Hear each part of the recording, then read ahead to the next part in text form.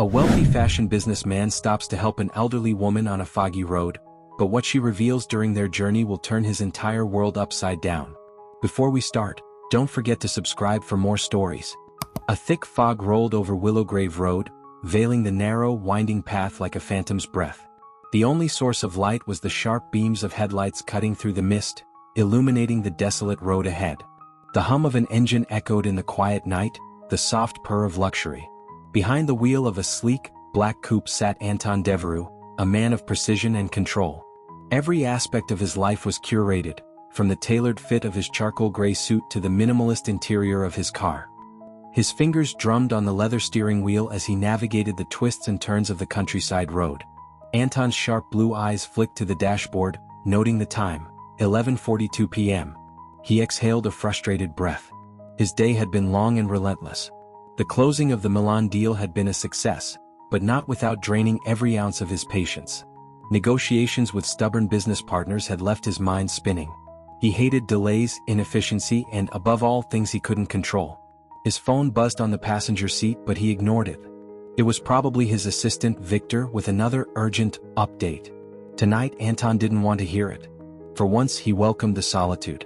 The world outside his car felt distant and insignificant. The only thing that mattered was the road ahead. But that changed in an instant. Through the fog, a figure emerged, a silhouette barely visible at first but gradually taking shape. A person. An elderly woman. She was walking slowly along the shoulder of the road, her figure hunched against the cold. Her coat, an old, tattered gray, barely seemed enough to keep her warm, and her head was wrapped in a faded floral scarf. Anton's brows furrowed. "What the hell is she doing out here at this hour?" he muttered, glancing at the rearview mirror. No cars behind him. No sign of life in any direction. Just the fog. He gripped the wheel tighter, heart conflicted. Every logical part of him said to keep driving. He owed this woman nothing. People walked along roads all the time. Not your problem, Anton. He pressed his foot gently on the accelerator. But something in him hesitated. He glanced at her again as he drove past, her figure small, isolated, fragile. She walked with a steady but labored pace, each step slow, like she had nowhere in particular to go but every reason to keep moving. The fog curled around her like a shroud. "Damn it," he muttered under his breath. His foot eased off the gas. "This is stupid, Anton. Keep driving." He didn't. Against his better judgment, he hit the brakes, the tires crunching softly on the uneven road. The car's red taillights illuminated the mist behind him, casting an eerie red glow onto the old woman as she continued walking forward. Anton gripped the steering wheel, his jaw tight. "Just keep driving," he told himself, but his hands betrayed him, already shifting the gear into reverse. Slowly, his car rolled backward until he was parallel with her. He rolled down the passenger window. "Excuse me, madam," he called out, his tone more clipped than intended. The woman stopped walking, turning her head slowly to face him. Her face was lined with the deep etchings of age, but her eyes had a sharpness that startled him. Her gaze was not that of a frail old woman. She looked at him as if she'd known him all his life.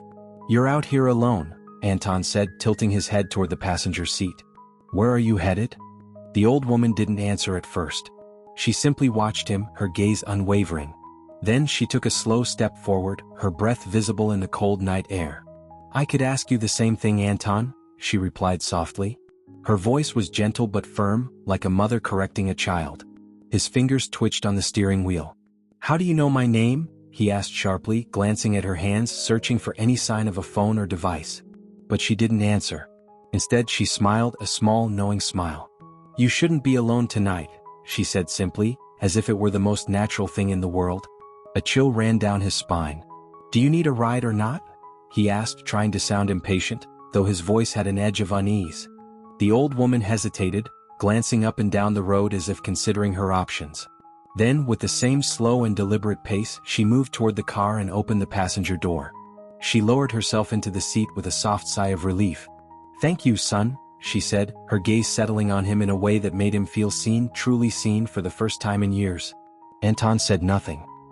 He glanced at her from the corner of his eye, her scarf-covered head tilted slightly forward as she gazed out the window. He pressed the button to roll up the window, locking out the chill air. "Where are you headed?" he asked. "Forward," she said with a faint smile. "Where else is there to go?" Her answer annoyed him. He gripped the wheel and focused on the road. "That's not an answer," he muttered under his breath. They drove for a few minutes in silence, the soft hum of the engine filling the void. She didn't seem interested in conversation and he didn't mind. But after a while she began to hum. At first it was quiet, barely perceptible. But soon it grew louder. A gentle, melodic hum that floated softly in the air, filling the cabin of the car. The sound was sweet, old-fashioned, like a lullaby. Amor eternal. Anton's grip on the steering wheel tightened, his breath hitching in his throat. That melody. He hadn't heard it in years, but it was unmistakable. Memories flashed before him. Soft blue blankets, the glow of a nightlight, the feeling of safety. His heart rate quickened. "Stop that," he said sharply, his voice more forceful than intended. His eyes darted toward her, his pulse thudding in his ears. "Where did you learn that song?" The old woman didn't flinch. Her gaze was steady, and she smiled faintly as if she knew something he didn't. "I used to sing it to my boy," she replied, her eyes not leaving the foggy road ahead. His stomach twisted into a tight knot. "That's impossible," he said, his voice low and hard. "No one else knows that song." "Don't be so sure, son," she whispered. Anton felt his heart beat faster, each thump louder than the last. How did she know that song? It was something personal, something buried in the earliest fragments of his memory. No one should know it but him. He glanced at her again, his gaze sharper now, suspicious. "Who are you?" he demanded. She turned her head slowly, her eyes meeting his. They weren't old eyes anymore. They were sharp, clear, and piercing in a way that made him feel like a child again. Her lips curled into a slow, deliberate smile. "You already know, Anton," she said softly. The fog outside the car thickened, blurring the road ahead. The light from the headlights barely reached more than a few feet now. Anton's mind spun as he tried to make sense of it. Who was she? "Listen," he said, his tone growing stern, "if this is some kind of bow." The steering wheel jerked violently to the left. His heart leapt into his throat as the car skidded. The tires screeched against the road. He cursed, gripping the wheel tightly, barely managing to keep control. He hit the brakes hard and the car shuddered to a halt. His chest rose and fell with ragged breaths. "Flat tire," he hissed, slamming a hand against the wheel. He looked toward the old woman, but she was staring straight ahead, calm as ever. "I'll handle it," he muttered. He stepped out of the car, the cold air stinging his face. The fog wrapped around him like icy hands. His breath came in white clouds as he bent down to check the tire.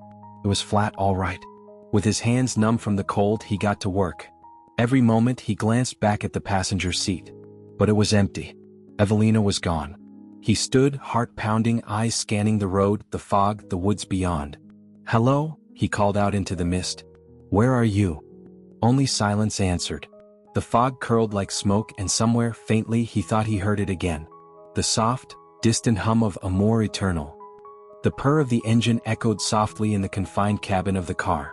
Anton Devereux sat behind the wheel, his jaw set tight as he guided the coupe down the long, fog-draped path of Willow Grave Road. His fingers gripped the steering wheel harder than necessary, his knuckles faintly white.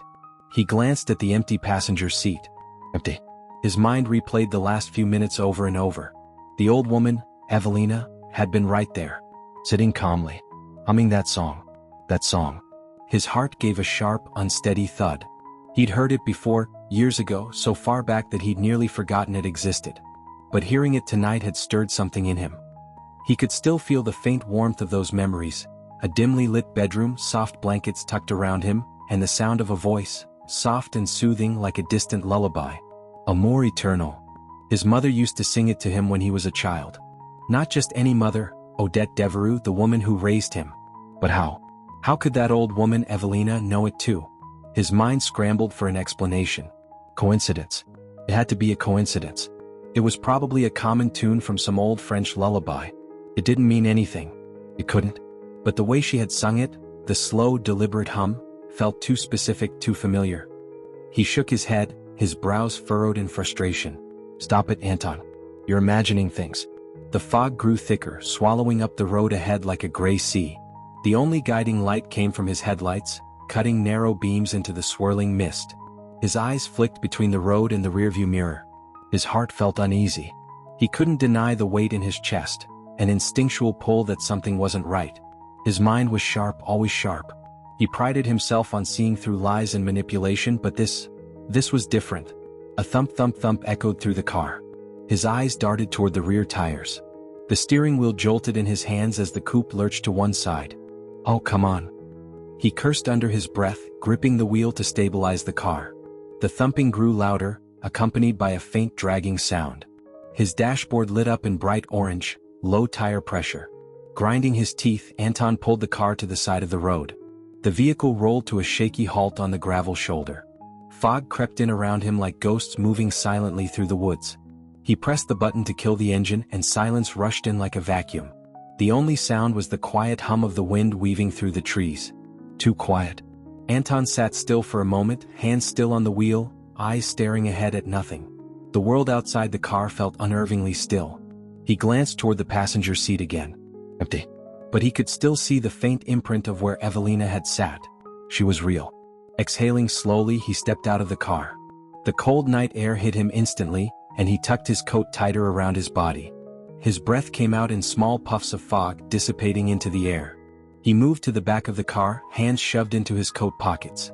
The rear tire sagged, flat as a pancake, the shredded edge of rubber flayed like black ribbons. "Perfect," he muttered sarcastically. Kneeling down, he inspected it closer. A long, jagged piece of metal stuck out from the tire. He yanked it free, holding it up to the faint glow of the headlights. It was a bent, rusted nail, long and sharp as a dagger. Of course. With a resigned sigh, he walked to the trunk, opened it, and pulled out the jack and spare tire. Years of success had kept him far from menial labor, but he knew how to change a tire. He wasn't helpless. Not yet. The fog rolled thicker now, swirling like threads of silk. He worked as fast as he could, his fingers numbing from the cold. Each twist of the jack echoed in the night. Click, click, click. The coupe lifted slowly. The rhythmic sound reminded him of the hum of a song. The hum of a song. His hands froze. His eyes shot up toward the woods ahead of him. "No," he whispered to himself, his breath turning to mist. "It's not real. It's in your head." But then he heard it again. Not in his head. Outside. A distant hum. Soft, slow and familiar. A more eternal. He spun around. The fog was too dense to see more than a few feet ahead, but he knew he wasn't alone. His eyes scanned the haze, darting left and right. His heart thumped harder. He strained his ears, listening, waiting. The humming faded, leaving only the low whistle of the wind. "Who's there?" he called out, his voice sharp and commanding. "Come out. I'm not in the mood for games." No answer. "Evelina?" he called. His voice echoed back at him. No response. He swallowed hard, every instinct in his body alert now. He rubbed his hands together, pushing himself to focus. Fix the tire. Get back in the car. Get out of here. But every turn of the wrench felt slower than the last. He was aware of everything now, the scrape of the jack, the crunch of his knees on the gravel, the fog curling tighter, pressing in around him. He glanced over his shoulder every few seconds, convinced he would see someone standing there. Finally, he lowered the car back down, the tires hitting the ground with a soft thud. He tightened the last bolt with a forceful twist, double-checked it, then threw the tools back into the trunk. His nerves were raw, his breath short. He moved quickly toward the driver's side, every step feeling like it took too long. He grabbed the door handle, yanked it open, and slid in. Lock the doors. He hit the lock button. The click-click of the automatic locks gave him a small sense of control. He glanced to the passenger seat. Empty. His chest rose and fell, each breath heavier than the last. His hands stayed on the wheel for a moment as he scanned the rearview mirror. The fog was too thick to see anything. Something wasn't right. He could feel it in his bones. Where did she go? He'd only been outside for 10 minutes at most. She couldn't have walked that far. Not at her age. He rubbed his temples, trying to quiet his thoughts. She's probably just further down the road. Maybe she got tired of waiting. But deep down he knew better. People don't vanish. He turned the key and the engine roared to life. The warm hum of the heater calmed him only slightly. He tightened his grip on the wheel. His eyes darted to the passenger seat one last time. He half expected her to be there, staring at him with that calm, knowing gaze. But it was empty. He drove slowly, eyes scanning the sides of the road, his breath shallow. The further he drove, the louder the silence became. Minutes passed and no sign of her. No silhouette walking. No figure in the fog. No sign she had ever been there at all. "Where did you go?" he muttered to himself, his voice tight with confusion and frustration. His chest felt heavier. The further he drove, the worse it got. Then, faintly, almost imperceptibly, he heard it again. The hum. Amor eternal. But it wasn't coming from outside. His heart stopped. Slowly he glanced toward the backseat mirror. The fog outside the rear window was thick, too thick. No one could be there. No one should be there. But for one split second, just one, he thought he saw the outline of a figure. A woman, seated behind him. He twisted in his seat, eyes wide. The back seat was empty. His breath hitched in his throat. His chest ached as the cold seeped in. He faced forward again, his hands gripping the wheel like it was the only thing keeping him tethered to reality. The hum faded, but it stayed in his head. Over and over he heard it. Amor eternal. The glow of the morning sun filtered through the glass walls of Devereux Atelier, casting long streaks of light onto the pristine marble floors. The open-concept office was a showcase of modern opulence. Sleek steel desks, muted color palettes, and framed portraits of past fashion collections that had catapulted the Devereux brand to global acclaim. Anton Devereux sat at the head of it all. His office was positioned on the top floor, overlooking the bustling streets of the city below. Normally he loved this view. It made him feel untouchable, above the world of ordinary people. But today he barely noticed it. His gaze was distant, eyes unfocused, his fingers tapping slowly on the polished mahogany desk. The papers spread in front of him were ignored. On the screen of his laptop, figures and forecasts awaited his attention, but his mind was somewhere else. Somewhere foggy. Somewhere on Willowgrave Road. The melody echoed softly in his mind. Amor eternal. He shook his head, gripping his temples. Stop it, he muttered. It's just a song. But it wasn't just a song. It was a ghostly thread tugging at something buried deep inside him. A knock on the door snapped him back. Come in, Anton called, rubbing his eyes with his thumb and forefinger. The door opened to reveal Victor Sorel, his assistant of 5 years. Sharp-dressed, punctual, and endlessly observant, Victor was the kind of person who noticed every shift in the air. Today he noticed more than usual. Your 10:30 call with René Blanc is in 5 minutes, sir, Victor said, stepping inside with a clipboard in hand. She's already on the line. Anton nodded, but his eyes were still distant. Victor hesitated, tapping his pen on the edge of the clipboard. Sir, if I may, you seem a bit off today. Do I? Anton replied curtly, leaning back in his leather chair. He crossed his arms and glanced at Victor with sharp, assessing eyes. I don't recall hiring you as my therapist. Victor raised his hands in surrender, a small smile tugging at the corner of his mouth. Understood. Just thought I'd mention it. You've been distracted since you came in. You didn't even notice I switched your espresso for decaf. Anton's eyes narrowed. You what? Victor shrugged, his grin widening. Exactly. Normally you'd have had my head for that. With a heavy sigh, Anton leaned forward, rubbing the back of his neck. He hated when Victor was right. It's nothing, he muttered, more to himself than to Victor. Rough night. Victor arched an eyebrow. Rough night with what? You never leave the city unless it's for business. Anton hesitated. His mind flickered with images from the night before. The fog, the flat tire, and the old woman with the sharp eyes in that song. He could still feel her presence in the car as if she'd never left. Just a flat tire, he said, waving a dismissive hand. Nothing worth talking about. Victor tilted his head, unconvinced but wise enough not to press further. I'll get René on the line then. Do that, Anton replied, watching Victor disappear through the door. The moment he was alone, his breath came out in a shaky exhale. Flat tire, he repeated to himself as if saying it would make it true. But the truth was something much harder to confront. He had driven away from Willowgrave Road, but something about that night had followed him. That song. Amor eternal. It had never stopped playing in his head. The day crawled by. Calls, meetings, and emails came in like waves, but Anton was only half present. Every few minutes, his mind pulled him back to the hum of that melody. At one point, during a meeting with his design team, he thought he heard it softly in the background, so faint, it could have been the air conditioning. His eyes darted around the room, searching for its source, but all he saw were his designers pinning fabric samples on the wall. You all right, Mr. Devereux? One of them asked. Fine, he said quickly. Let's stay on task. But he wasn't fine. By the time evening arrived, the weight in his chest had grown unbearable. His mind wasn't at peace. He knew where he had to go. He didn't even question it. Willowgrave Road. 8:47 p.m. The fog was thicker than the night before, curling around the road like silver threads. The headlights of Anton's coupe cut through it, illuminating only a few meters ahead. The air felt heavier than usual, damp and cold. He gripped the wheel tighter as he drove slowly, scanning the side of the road. His eyes flicked left, then right, then back again. He had no idea what he expected to find, or who. "You're being ridiculous," he muttered. "She's gone. She probably got a ride from someone else. You're just chasing shadows." But he didn't stop searching. His gaze stayed on the side of the road, his pulse quickening with every turn. The minutes ticked by. The road seemed longer than it had been the night before. He thought about turning back.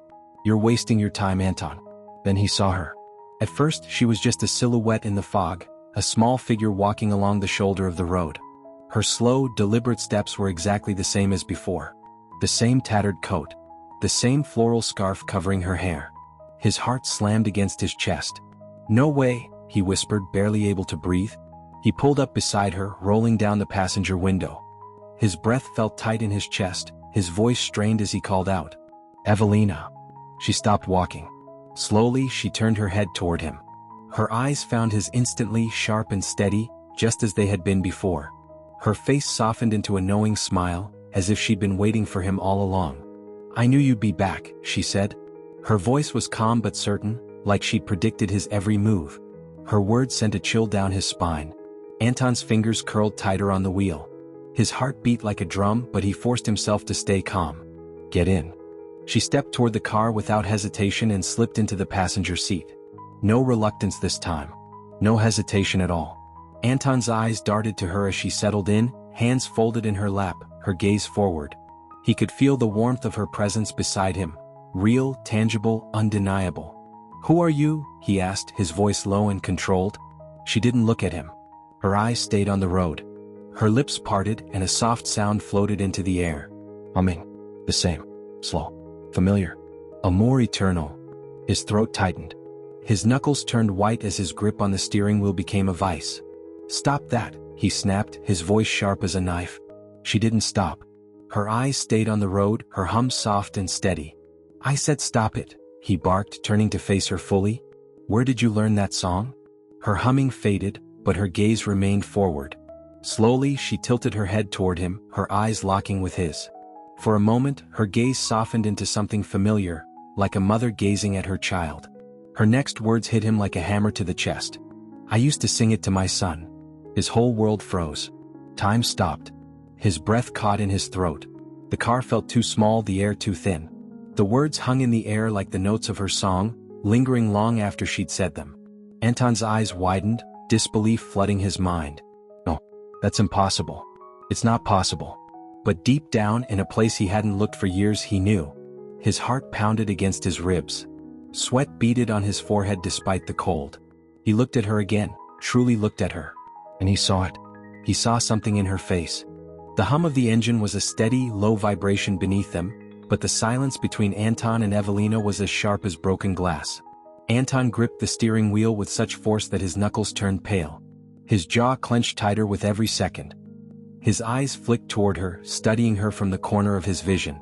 She sat there quietly, hands folded neatly in her lap, her eyes focused on the foggy road ahead. Calm. So unbothered. But Anton was anything but calm. Her words echoed in his mind. "I used to sing it to my son." No, it was impossible. This had to be some sort of game. Some sort of twisted ploy. "Who put you up to this?" he asked, his voice hard as stone.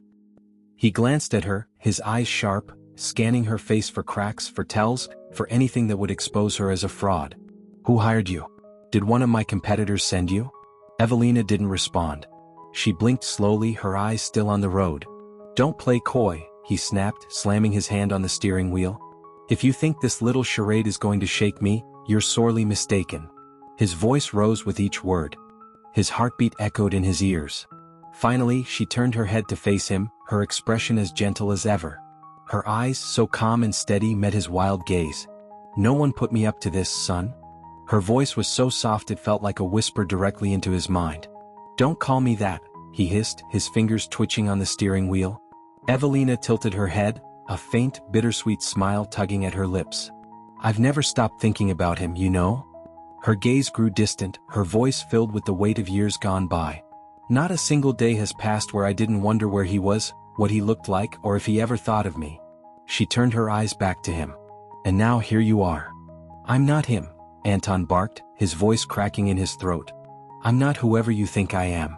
She said nothing for a while. The silence stretched like a thread pulled too tight, threatening to snap. Then softly she said, Blue. What? Anton glanced at her, his brows furrowed. Your blanket, she replied, her voice steady. It was blue with little silver stars stitched along the edges. You'd never sleep without it. A tremor shot through his chest. He tried to laugh, but it came out dry and hollow. Lucky guess, he muttered, eyes back on the road, refusing to look at her. Lots of kids have blue blankets. Evelina nodded slowly, her eyes thoughtful. You had a scar on your right knee too. Got it when you fell off your tricycle on the cobblestone path outside our house. His breath caught. His foot lifted from the gas pedal and the car slowed. She continued, her eyes distant like she was seeing it happen in real time. You didn't cry at first. You just looked at me, confused, like you were waiting for me to tell you it was okay to cry. And when I did, you burst into tears. No. Anton gritted his teeth, breathing heavily through his nose. He flexed his fingers on the wheel, trying to crush the feeling rising in his chest. How do you know that? He demanded, his voice tight with rage.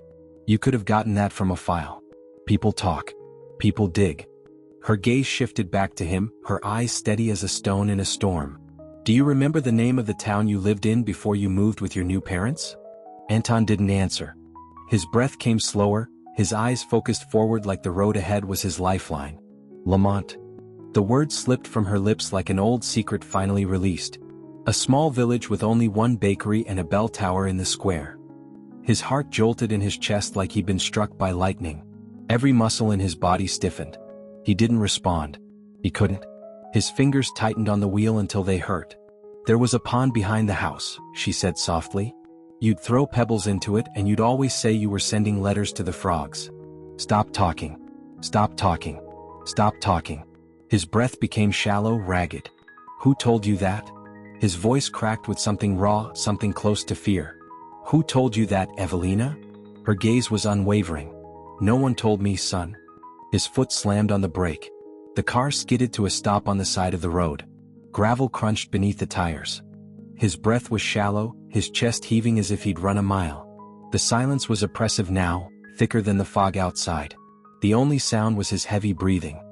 He slowly turned to face her, his face contorted with anger and disbelief. No, he growled. No. This isn't real. You're not real. I'm as real as you are, Anton, she replied softly. You know I'm telling the truth. Your heart knows it. His hands trembled. He hated that she was calm while he was coming undone. He hated the knowing look in her eyes. Tell me the truth, he demanded, his eyes wide, wild. Who are you really? She reached out her hand slowly, resting it on top of his. Her touch was warm. Real. Her fingers, wrinkled and frail, held on to him with more strength than he expected. I'm the woman who gave you life, she said gently. The one who held you when you were small, who kissed you goodnight, who watched you sleep. His eyes stayed on her, his breath caught in his throat. She squeezed his hand. Anton, you are my son. The world tilted. Everything he knew, everything he had built, his identity, his life, it all shifted at once like the foundation of his world had been pulled out from under him. His breath came faster, his chest rising and falling in sharp jolts. No. He shook his head, his voice hoarse. No. You're lying. You're not my mother. I was adopted, yes, but I already had parents. Odette and Henrik Devereux. They raised me. I know, she said, her eyes filled with something soft, something like sorrow. And I thank them for it. But it doesn't change the truth. Stop it. He pulled his hand away, his breathing shallow. Stop it, stop it, stop it. She sat back, her hands folded neatly in her lap once more, her face serene. You wanted answers, she said, her gaze locked on him. Now you have them. His eyes darted around, desperate to find something, anything to refute her. Why now? He asked, his voice strained with disbelief. Why after all these years? Evelina turned her head, looking out the window. Her eyes seemed to follow something beyond the fog, something only she could see. Because you were ready to find me. His throat burned. His fingers gripped his temples like he could squeeze the memories out of his head. This doesn't make sense, he muttered to himself. None of this makes sense. You don't have to believe me, she said quietly. The truth isn't something that needs your permission. Her words hit harder than any argument. She sat there like she had all the time in the world, like she'd already won. He turned to face her fully, eyes blazing with defiance. Then prove it.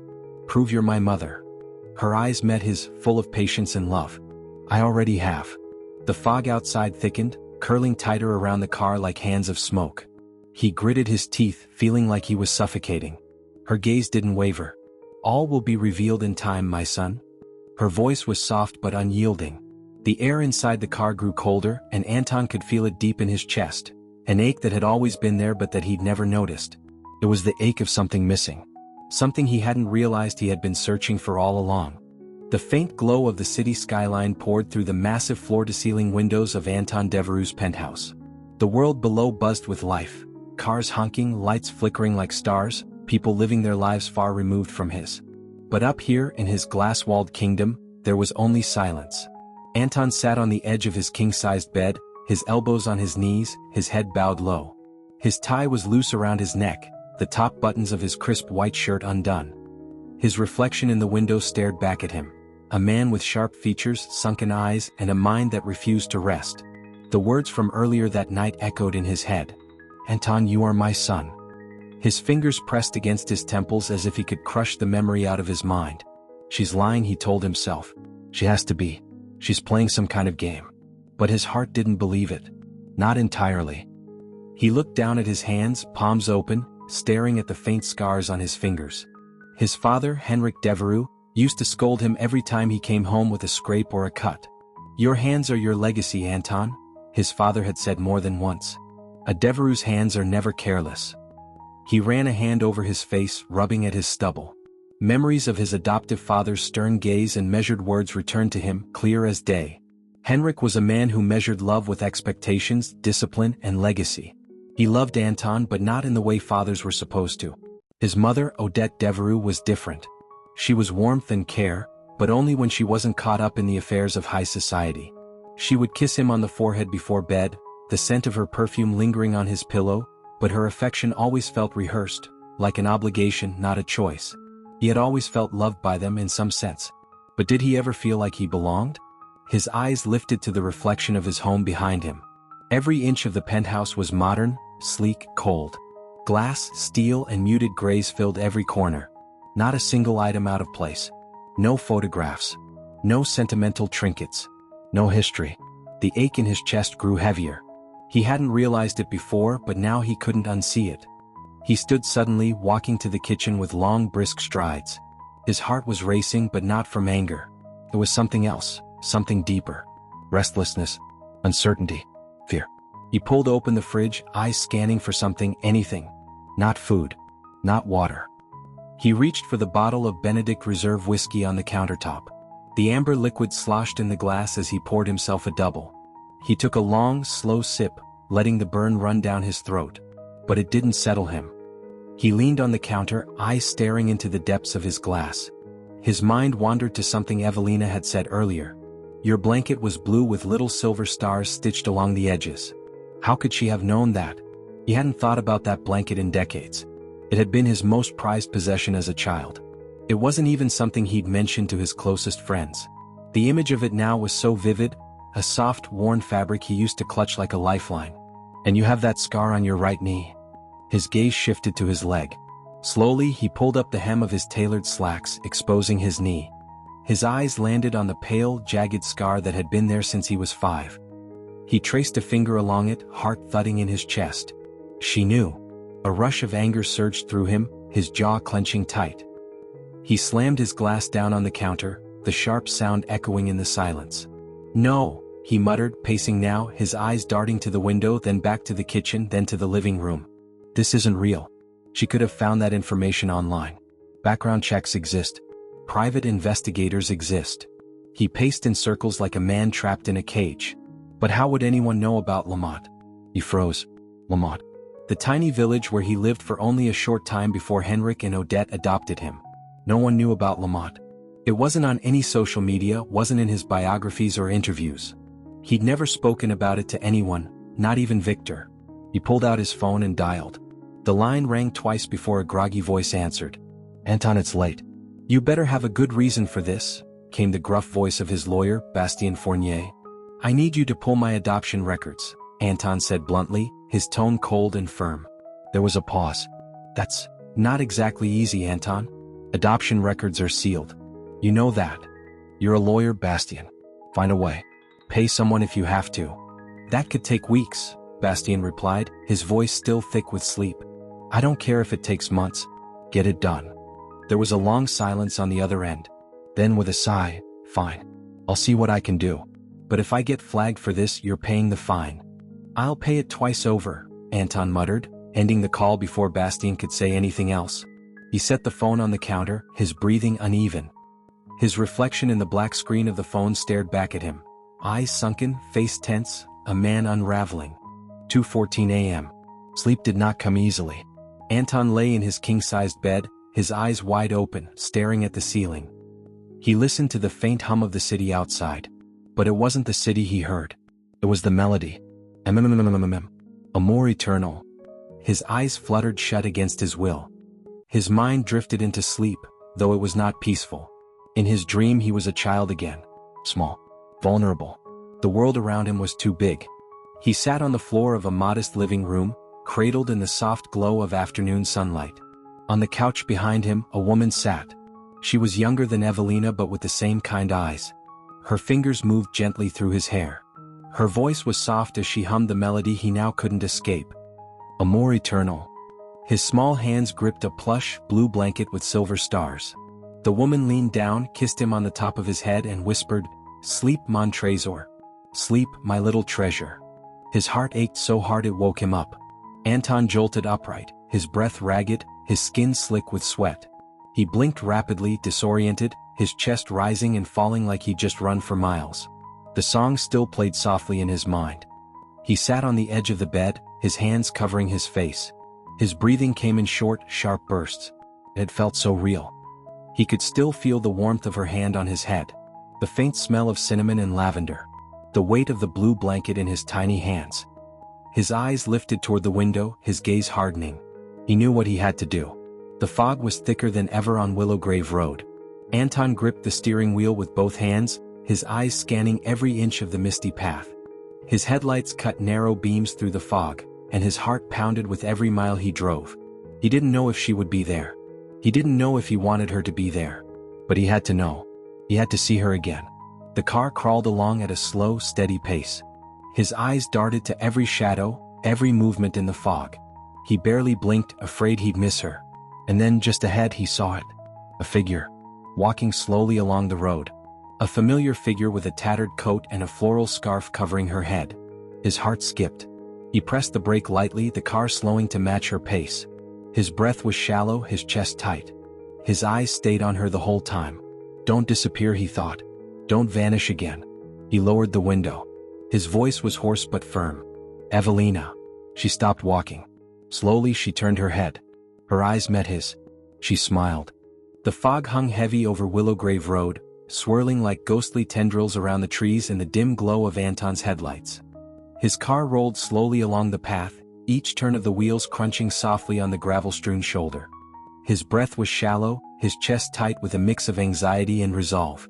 He'd been down this road too many nights now, searching for something he wasn't ready to name. But tonight he knew. He was searching for her. Evelina. His fingers drummed on the steering wheel as his eyes flicked left, then right. Every shadow in the fog looked like a figure, every shift in the mist a possible movement. His eyes darted toward the trees, watching for the faintest sign of motion. Then he saw her. A figure, small and slow, walking at the edge of the road. Her coat fluttered faintly in the cold night breeze, and her familiar floral scarf was pulled tight around her head. She walked with the same deliberate pace as if she had all the time in the world. His pulse spiked. He pressed the brakes slowly, the car rolling to a stop beside her. For a moment he stayed there, heart thudding in his ears, eyes locked on her figure. His breath fogged the air inside the car, and his fingers tightened on the steering wheel. Not this time, he muttered to himself.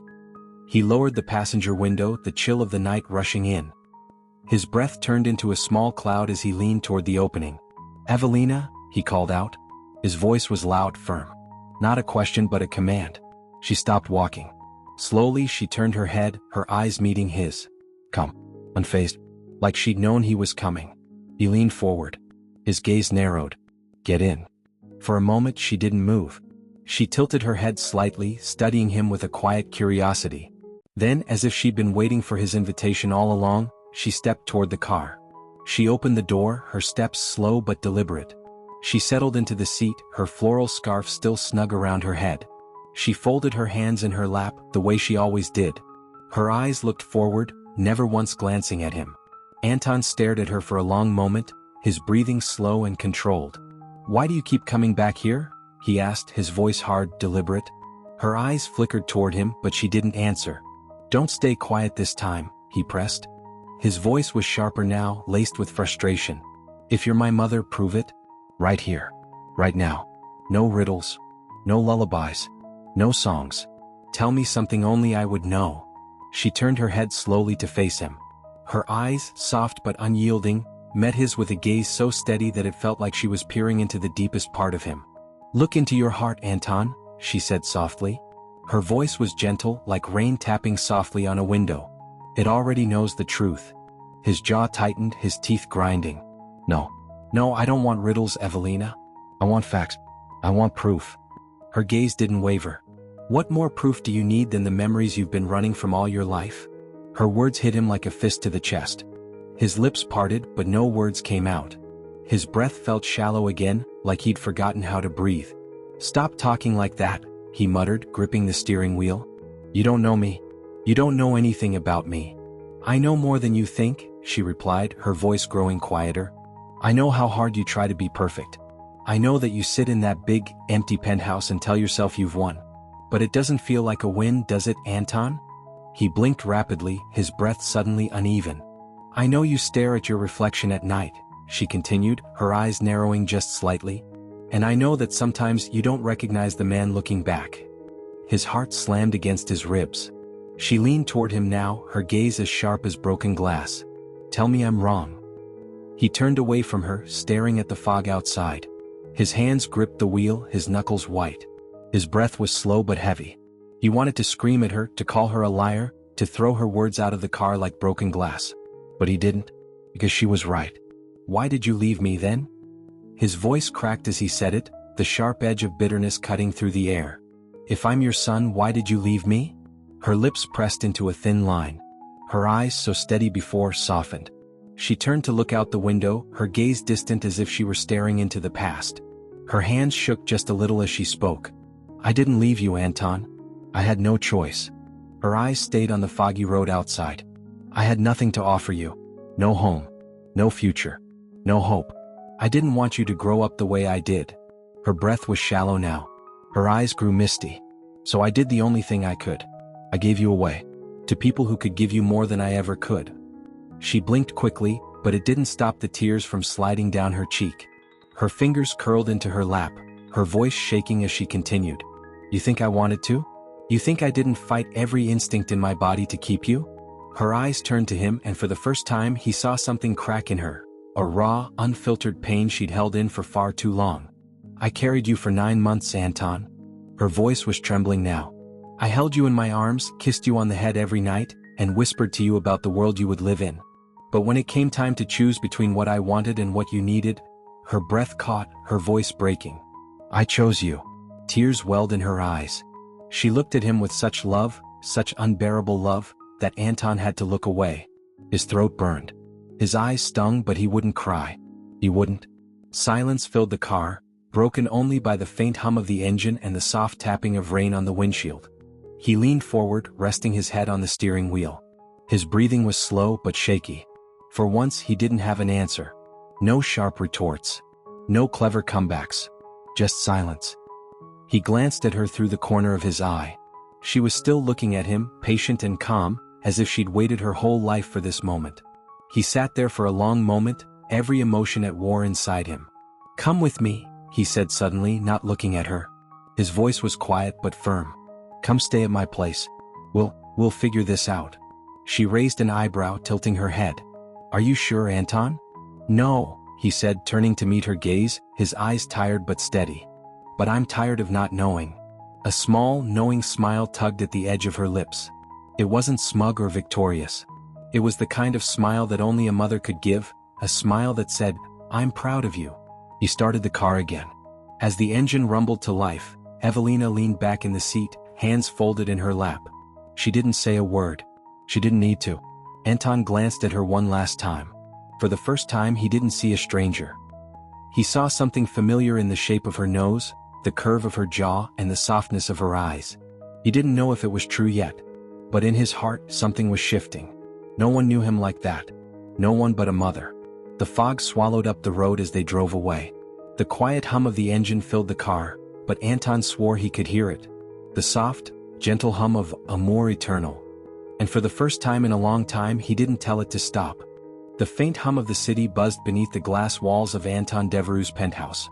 But for once, the noise felt distant.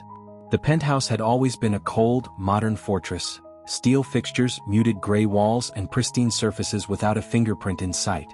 Everything was designed to project power, wealth, and control. But tonight something was different.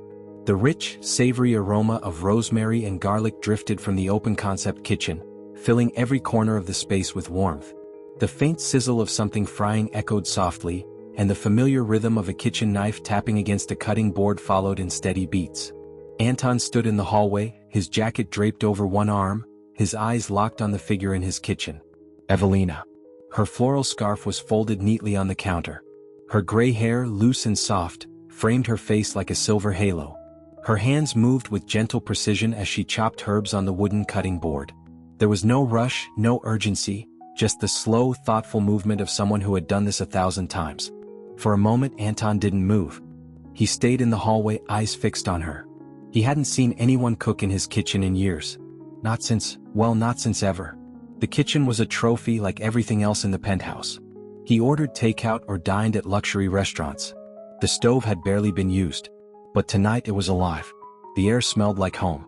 His chest felt tight, but not in a bad way. Something deep inside him stirred, a feeling he couldn't name but could definitely feel.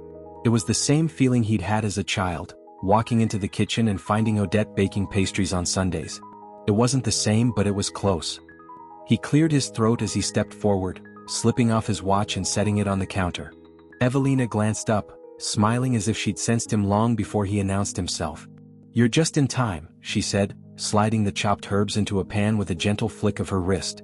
The sound of the sizzling intensified, and the air filled with the scent of butter, garlic, and rosemary. "Wash up. Dinner's almost ready." Anton blinked, stunned. Wash up. No one had told him to wash up since he was a child. For a moment he stood there, his face caught between confusion and amusement. This woman's bold, I'll give her that. But instead of arguing, he walked to the sink and did as she said. Warm water ran over his hands as he rubbed his palms together, staring at his reflection in the faucet. For years, his life had been nothing but deadlines, deals, and data. But now he was standing in his own kitchen, washing his hands because an elderly woman told him to. And somehow it felt right. The two of them sat at the small dining table by the window, the city skyline sparkling in the distance. Evelina had set the table herself, simple white plates, silver cutlery, and 2 glasses of red wine that she'd poured with a precise but effortless touch. She placed a steaming plate in front of him, roasted chicken with golden potatoes and green beans. Anton stared at it for a moment, almost in disbelief. "Where did you even get this?" he asked, glancing at her. She shrugged, a smile playing at the corner of her lips. "You have groceries, Anton. They were just buried under the fancy mineral water and imported cheeses." He huffed a small laugh, shaking his head. "I don't even remember buying groceries." "Of course you don't," she replied, sitting across from him. "When was the last time you cooked for yourself?" He opened his mouth to respond but found that he didn't have an answer. The truth was he couldn't remember. Years at least. They ate in silence for the first few minutes. Anton didn't realize how hungry he was until he tasted the first bite. The chicken was tender, perfectly seasoned. The potatoes were crisp on the outside, soft on the inside. Simple. Honest. Real. He glanced up, watching her as she cut her food with slow precision. She ate like someone who savored every bite. No rush. No need to be anywhere else. "How long did you think about this moment?" he asked suddenly, setting his fork down. Evelina's eyes lifted to meet his, her gaze calm but serious. "Since the day I gave you up." He felt a weight press on his chest, like all the air in the room had been pulled away. He swallowed hard, eyes fixed on his plate. "I didn't know I was adopted until I was 10, he admitted quietly. "My parents told me it was for the best." Her eyes softened. "They weren't wrong." Weren't they? He muttered, his voice low, eyes distant. They raised me like I was part of their world, but I never felt like I belonged in it. Evelina reached across the table, her hand resting lightly on his. Her skin was soft but firm, her touch steady. Her eyes were full of love, not pity but love. You belonged, Anton, she said, her voice filled with quiet certainty. You just didn't know it. He looked at her, his breath catching in his throat. He wanted to argue, to push back, but the warmth of her hand on his own broke something in him. He closed his eyes, letting the weight of it all wash over him. 2 days later. The email came while he was in his office. His phone buzzed twice and he saw the subject line. Adoption records, confidential. His heart stopped. He stared at it for a long moment, his finger hovering over the screen. Then, slowly he tapped it open. The document was only a few pages long, filled with official stamps and formal language, but his eyes went straight to the part that mattered. Biological mother, Evelina Laurent. Biological father, unknown. His breath left him in a rush. His eyes scanned the words over and over as if repetition would make them untrue. But they didn't change. They stayed the same. Evelina Laurent. He sat back in his chair, his hands resting on his lap. It's true. Every doubt, every denial, every excuse he had made, gone. He had spent nights searching for loopholes, telling himself she was a fraud, telling himself it wasn't real. But it was real. It had been real all along. She was his mother. His hands trembled as he rubbed them down his face. He didn't even realize he was crying until a single tear hit the paper. He sucked in a sharp breath, but it came out broken. He pressed his palms into his eyes, trying to hold it all in. But it was too much. When he arrived home that night, he found her in the kitchen again, humming softly. She was washing dishes, her back to him. He didn't say anything. He didn't need to. He walked forward, his steps slow but certain. Evelina, he said, his voice rougher than it had been in years. She turned, wiping her hands on a dish towel, her face lighting up when she saw him. Yes, Anton? His chest heaved, his breathing shallow. He opened his mouth to say something, but nothing came out. His lips pressed together, his eyes locked on hers. He took a step forward, his throat tight. Then, like a child too tired to pretend anymore, he wrapped his arms around her and buried his face in her shoulder. For a moment she didn't move. But then her arms came up, wrapping around him, her hands smoothing his back like she'd done so many years ago. His shoulders shook. His breath came out in quiet gasps, his face hidden in the crook of her neck. I'm here, son, she whispered, her voice soft as a lullaby. I'm here. His arms tightened around her, his grip desperate. For the first time in years, the ache in his chest didn't feel so sharp. He squeezed his eyes shut, letting it all come out at once. Mother, he whispered. You're my mother. Her hand cradled the back of his head, her voice soft in his ear. Yes, mon trésor. I always have been. And for the first time in his life, Anton Devereux felt like he was home. The world outside the penthouse glittered with life. The city lights flickered like distant stars, and the faint glow of red taillights snaked along the streets below. But inside everything was still. Quiet. Peaceful. Evelina Laurent sat on the couch, her legs stretched out, a soft blanket draped over her lap. Her eyes, once sharp and knowing, were softer now. Her breaths were slower, steadier, but with each one Anton could hear the faint rasp that hadn't been there before. On the glass coffee table in front of her, a small porcelain cup of chamomile tea steamed softly. She cradled it in her hands, letting the warmth soak into her palms. Across from her, Anton Devereux sat in a leather armchair, his eyes never leaving her. He noticed everything now. The way her hands shook just a little more than usual. The way her breaths came slower, like she was carefully rationing each one. The way her smile lingered for just a moment longer, as if savoring every second. Did you take the pills? He asked, his tone gentle but firm. Evelina raised the cup to her lips, sipping slowly, her eyes meeting his over the rim. Yes, Monsieur Devereux, she teased, her eyes crinkling with humor. He leaned forward, his elbows on his knees, his fingers laced together. Not funny, Evelina? Her eyes softened as she set the cup down on the table. Then stop treating me like a fragile doll, Anton. I'm still here. His eyes darted to the floor, his jaw tightening. For how long? He muttered under his breath. Evelina tilted her head, hearing him clearly. She didn't scold him. She didn't tell him to be positive or that everything would be fine. She simply leaned forward, resting her hand on his. Her fingers, though frail, still held a strength that surprised him. Long enough, she said softly. Long enough to remind you of the things that matter. Weeks passed. Evelina's health declined slowly but steadily. It wasn't sudden or dramatic. Just little things, how she needed to sit down more often, how her appetite shrank, how her cough lingered longer than it should. Anton noticed every change. He'd never cared for anyone like this before. Sure, he sent checks to charities. He funded his company's mental health initiatives. But that was money, and money was easy. This was different. He brought in private doctors, the best in the field. Specialists from Paris, London, and Zurich all examined her. But they all said the same thing: she's old, Mr. Devereux. Her body is simply slowing down. It's natural. Natural. He hated that word. It sounded so clinical, so final. Natural didn't mean acceptable. One evening, just after sunset, Anton stood in the kitchen, stirring a pot of soup. It was simple, a broth with vegetables and chicken. Not exactly haute cuisine, but Evelina had been craving something warm and light. He wasn't a chef, but over the past few weeks, he'd taught himself how to cook a few things. The soft shuffle of feet behind him caught his attention. He turned his head and saw her, wrapped in a cardigan, the blanket still draped around her shoulders.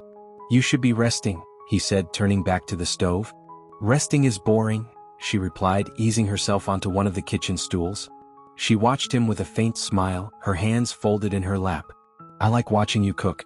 It reminds me of when you were small." He glanced at her, his brow raised. "I don't remember cooking as a child." Evelina's smile widened. "That's because you didn't." She chuckled, her eyes twinkling. "But you used to sit on the kitchen floor with that little blue blanket, tossing potatoes like they were balls. You'd clap every time they rolled across the floor." He froze. The image hit him with startling clarity. He could almost see it: the soft warmth of the floor, the cool smoothness of the potatoes, the echo of his childish laughter. It had been buried so deep in his mind, but now it was as clear as the sound of Evelina's voice. He stirred the soup slowly, his eyes focused on the swirl of broth. His voice was low but steady. "You always knew I'd find you, didn't you?" Evelina didn't answer right away. She tilted her head, watching him closely. "I always knew you'd need me," she finally said. "When the world stopped being enough, I knew you'd look for something more." His chest tightened. He didn't respond, but his silence said everything. That night, they sat on the couch together, a soft blanket draped across both their laps. Evelina leaned on his shoulder, her eyes half closed as she hummed softly. "Amor eternal." Anton tilted his head back against the cushion, letting her voice wash over him. "Why that song?" he asked, his eyes fixed on the ceiling. Her humming stopped, and she smiled faintly, her cheek resting against his shoulder. "I wrote it," she said. His eyes snapped open, turning to look at her. "You wrote it?" She nodded slowly. "When I was pregnant with you." Her voice was soft, her eyes gazing into the past. "I used to hum it to you before you were born. I'd sit by the window in that little house in Lamont and sing it to the bump that was you." Her eyes glistened with unshed tears. "You'd kick every time I hit that last note." Anton felt his throat close up, a tight, burning sensation rising in his chest. He blinked rapidly, but the tears came anyway. "That's why you know it," he whispered, his voice breaking. "That's why I remember it." She nodded again, her smile full of love. "Because love stays, mon trésor. It stays in your bones, your heart, and your soul. It never leaves you." She took his hand in hers, squeezing it lightly. "Even after I'm gone, it will still be there." His breath came in sharp, shallow bursts, and he clenched his jaw to hold back the tears, but it didn't work. "Don't talk like that," he muttered. "Anton," she said, turning to face him. Her eyes were kind but firm. "Nothing in this life is forever. Not time. Not bodies. But love." She pressed her hand to his chest, right over his heart. "Love is eternal." He couldn't hold it in anymore. His eyes shut tight as he pressed his face into his hands, his shoulders shaking with quiet sobs. She pulled him close, wrapping her arms around him like she had done when he was small. She hummed again, stroking his back, her voice soft and warm. "Amour eternal, amour que ne meurt jamais." Her voice was fragile now, but it was steady. It was enough. That night, Anton didn't sleep in his bedroom. He stayed on the couch, sitting beside her until her breathing grew slow and steady. Her head rested on his shoulder, and her hand stayed on his arm, her fingers curled gently into his sleeve. For the first time in his life, he felt at peace. No deadlines. No deals. No noise. Just them. Love stays. That night, he dreamed of his childhood. He was small again, playing with his blue blanket on the kitchen floor. He tossed potatoes, clapping with every roll. And above him he heard a soft, familiar hum. Amor eternal, amor que any mert jamais. The warmth of it filled his chest, wrapping him up like that old blue blanket. He didn't want to wake up. Not this time. The storm outside mirrored the storm inside him. Rain lashed against the glass walls of Anton Devereux's penthouse, each drop streaking down like tears on a window pane. The distant sound of thunder echoed like a distant drumbeat, steady but far away. Inside everything was still. Quiet. Anton sat beside the couch, his knees bent, one arm draped across the cushion where Evelina lay. Her frame was smaller now, thinner than it had been just weeks ago. The vibrant energy she carried had faded, and though her eyes were still kind, they no longer carried the sharpness that had once unnerved him. Her breathing was shallow, each inhale a soft rasp, each exhale quieter than the last. Her blanket was tucked snugly around her, her head propped on a pillow. Her face was calm as if she were simply resting. But Anton knew better. His eyes darted to the small cluster of pill bottles on the kitchen counter. The doctor had warned him. Days, maybe weeks, but not longer. Not anymore. He hated it. He hated how life slipped away so slowly and yet so quickly. He hated how he had spent so many years chasing deals, profits, and prestige, only to realize that none of it mattered when it came to this moment. None of it could save her. "Are you cold?" he asked softly, brushing a hand over her arm. Her skin felt so fragile, like paper that had been folded too many times. Her lips twitched into a faint smile. "No, mon trésor. I'm just tired." He sucked in a breath and nodded, his eyes locked on her. He didn't know what to do. He didn't know how to sit still while everything inside him felt like it was coming apart. His whole life had been built on action. Do something, fix something, control something. But now there was nothing to fix. Her eyes blinked open and she turned her head toward him. Her gaze moved slowly, but it landed on his face with pinpoint accuracy. "Read to me," she said, her voice barely more than a whisper. "Like you did last night." Anton nodded quickly. He reached for the book on the side table, an old, weathered hardcover of The Little Prince. It was her favorite, she told him. She used to read it to herself when she was alone, and she'd once dreamed of reading it to him as a child. He flipped it open to the page they'd left off on.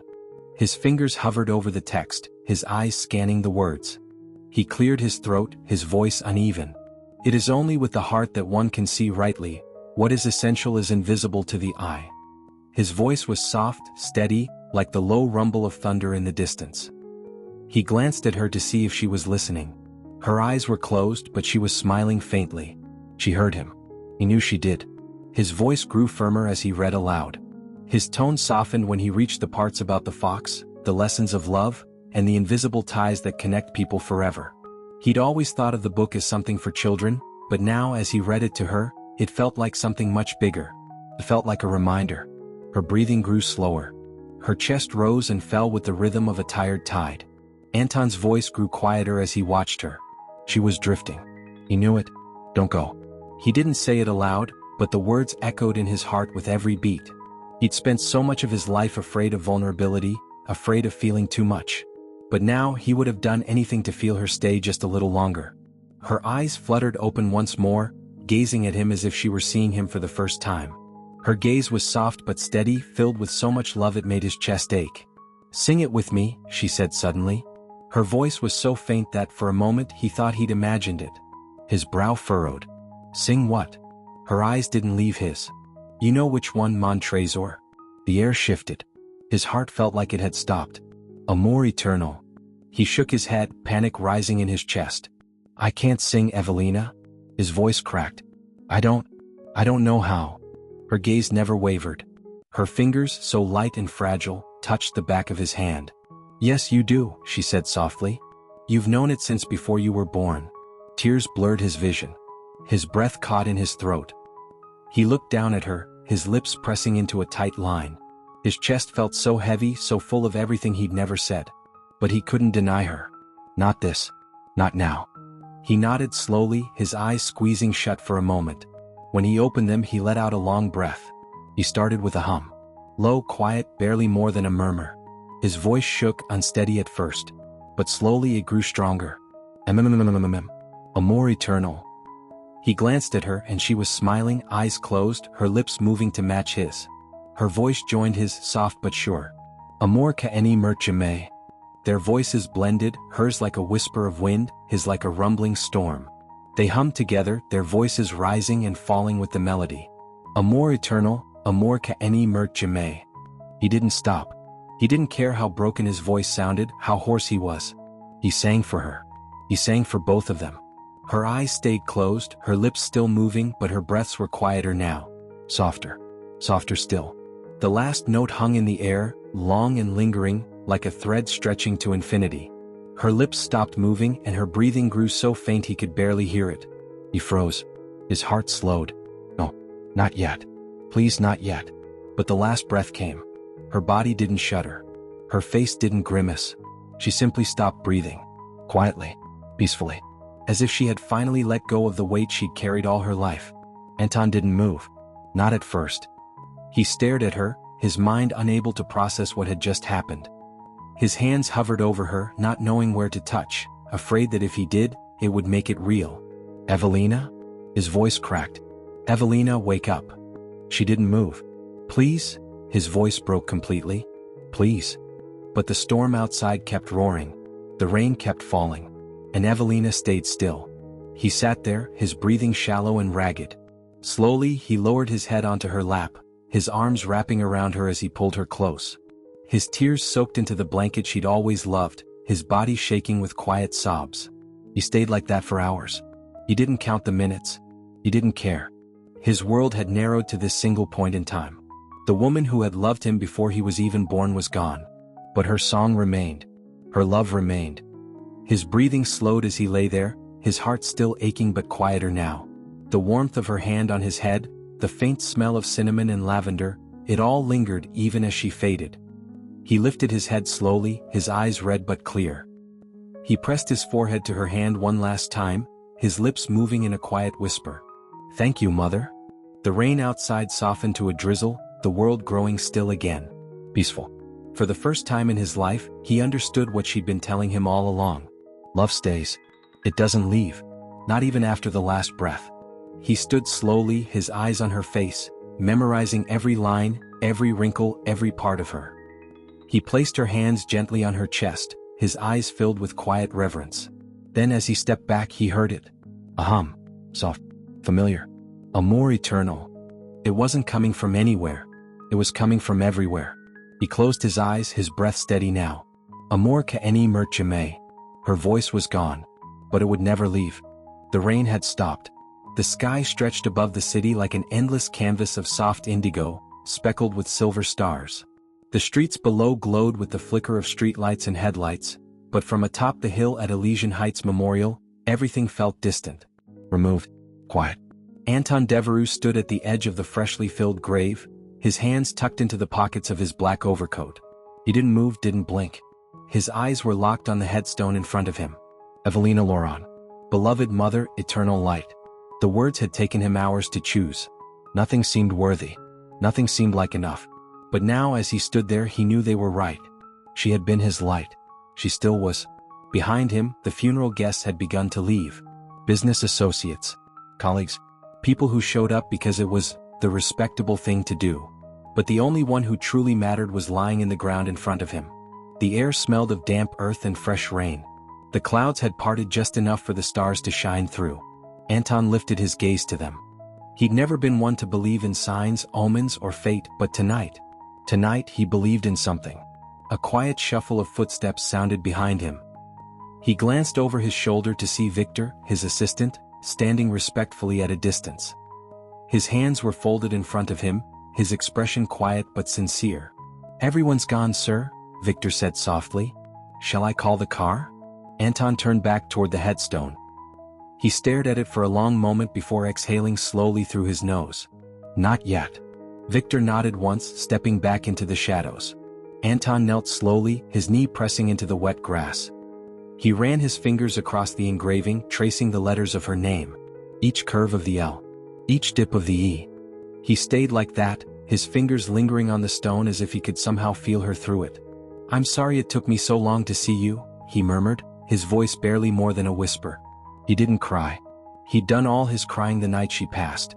Now he just felt quiet. So peaceful in a way he'd never known before. He stayed there for a while, kneeling by the stone as the stars watched from above. When he finally rose to his feet, his eyes were clear. His heart was steady. He'd already made his decision. 6 months later, the ballroom of the Laurent Devereux Foundation's gala was a sea of glittering chandeliers, polished marble floors, and finely dressed guests. Men in tuxedos and women in gowns mingled, sipping champagne from crystal flutes. Laughter echoed in bursts, the hum of polite conversation filling the air like the soft rustle of leaves in autumn. Anton Devereux stood at the top of the grand staircase, his gaze sweeping the room below. Normally, events like this were obligations, facades. But tonight it felt different. Tonight it was his.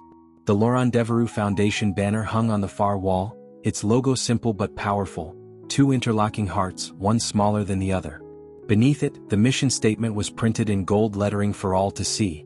Supporting single mothers and their children, building homes for generations. His fingers grazed the smooth metal of his cufflinks, his eyes scanning the crowd. Guests raised their glasses to him as they noticed him at the top of the stairs. Several people approached with congratulatory smiles and practiced charm. "Anton, what a spectacular event," said a woman in a silver gown, her jewelry sparkling like constellations.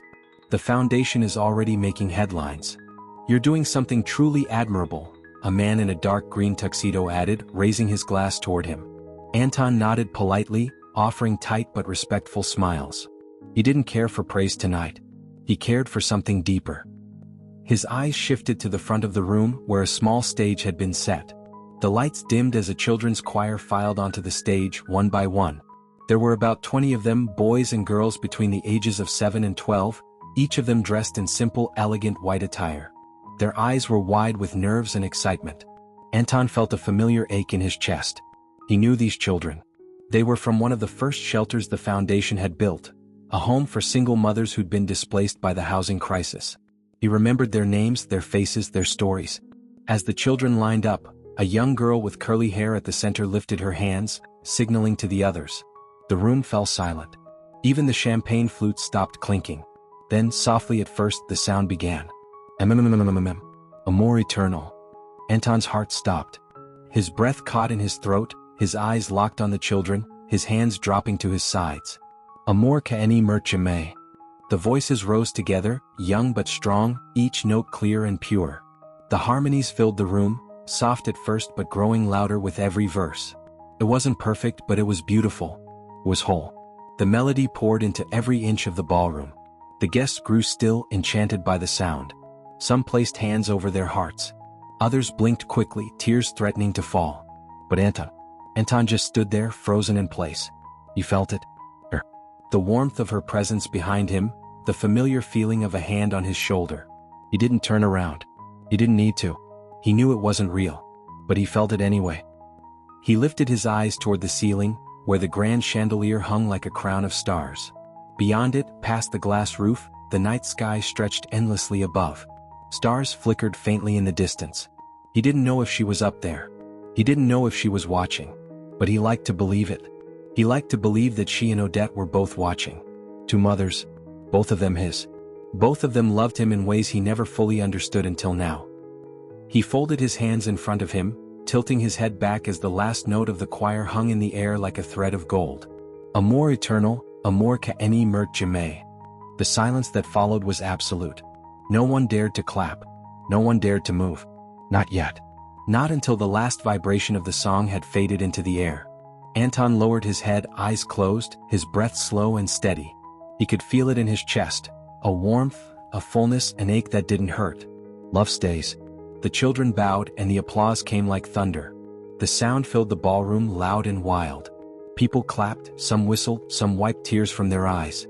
But Anton didn't clap. He simply smiled. He looked up at the stars one more time, his heart steady now. His lips moved in silence, mouthing the words only he could hear. "Thank you, Mother." The warmth in his chest didn't fade. It never would. Not even after the last breath.